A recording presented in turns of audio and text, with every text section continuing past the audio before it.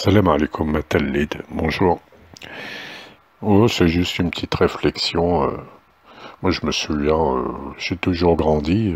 On nous disait, entre Algériens, on peut se dire, on peut tous dire, quoi, dire tout le mal qu'on pense de ce qui se passe dans le pays, de nous-mêmes, etc. Mais avec les étrangers, non. Moi, j'ai toujours appris comme ça, تربيت هكا, et je ne change pas jusqu'à maintenant. Après, avoir une admiration béate du pays, alors qu'il y a des problèmes, faut pas basculer non plus dans ce que j'appelle le syndrome de Stockholm, hein, on est d'accord. Mais quand même, c'est un principe que j'ai toujours, qu'on m'a appris, c'est de ne pas parler mal. On n'aime pas que les étrangers parlent mal de notre pays, et nous-mêmes, on s'abstient de parler trop mal de notre pays avec des étrangers. Et ça a beaucoup changé dans notre culture, quand je vois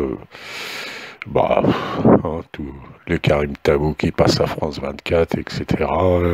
Les gens, je sais pas, c'est bizarre que, enfin, il y a beaucoup d'explications. On comprend que pourquoi, comment ça a pu en venir là, mais faudrait revenir à cette valeur culturelle qu'on avait. Et c'est marrant, je regardais un site, c'est un site canadien. Je sais plus exactement lequel là, mais bon, c'est pas grave. Vous le voyez là. Et puis il donne beaucoup de conseils. Alors pour quelqu'un qui sera en Algérie, alors comment il faut se comporter avec les gens, sur tous les plans, quoi, côté religion, quand tu parles avec eux, de leur famille, etc., etc. Donc il y a plein de petits conseils, voilà, qui expliquent la mentalité algérienne. Et il y en a un notamment qui explique, concernant la politique intérieure de l'Algérie, ce sujet est très sensible et le fait de prendre position ou d'émettre un avis peut être perçu comme une ingérence dans les affaires internes du pays. Voilà, ça résume bien ce qu'on est. Voilà. Et il faudrait rappeler à beaucoup de gens qui ont oublié ce principe algérien, de revenir à ce principe. Voilà, c'est tout. C'était juste une petite réflexion. Et voilà. Allez, je vous laisse avec un gars. En fait, la vidéo qu'il a fait, je l'ai extrait d'une vidéo, c'était suite à la Coupe d'Afrique, donc il était content d'avoir gagné la Coupe d'Afrique. Et il parlait à Madjer, hein, Madjer qui avait été une catastrophe pour le football, pour l'équipe nationale, et notamment quand il est parti se plaindre à Porto, au Portugal, en conférence de presse, oui, ils veulent me virer, tout ça, enfin voilà.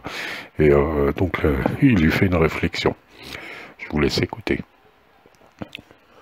انت جزائري نتايا، انت جزائري تروح تشكي للبراني تقول له ودي اخويا ظلمني، انت جزائري. جو بونس با باسكو الجزائري ما يروحش للبراني يشكي له. هذا زيتنا في بيتنا خويا، ما نروحش انا للبراني نتاع نقولها لكم انتوما افوتوس. يا ديني يا كنت حداك انا بالصباط ندير لك كيما داروا تاع صدام بالصباط في الندوة الصحفية نعطيك اللوجه.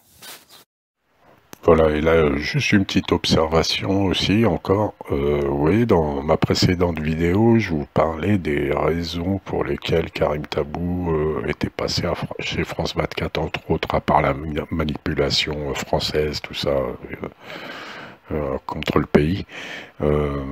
Regardez Jeune Afrique, magazine français. Regardez la petite chronique qu'il fait, là, aujourd'hui ou hier, le gars. Algérie, le procès de Karim Tabou peut-il relancer le Hirak? C'est ce que je vous disais hier, que Karim Tabou avait aussi fait cette lettre et cette interview pour faire pression sur la justice algérienne pour son procès là, qui va être, le verdict va être bientôt rendu. Voilà, et eux, côté français, ils se servent de ça. Voilà, allez, maslama.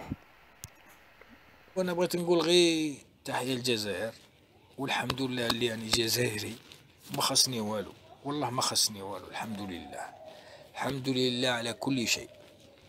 وتحية للجزائر، 1 2 3 فيفا الجيري، والسلام عليكم.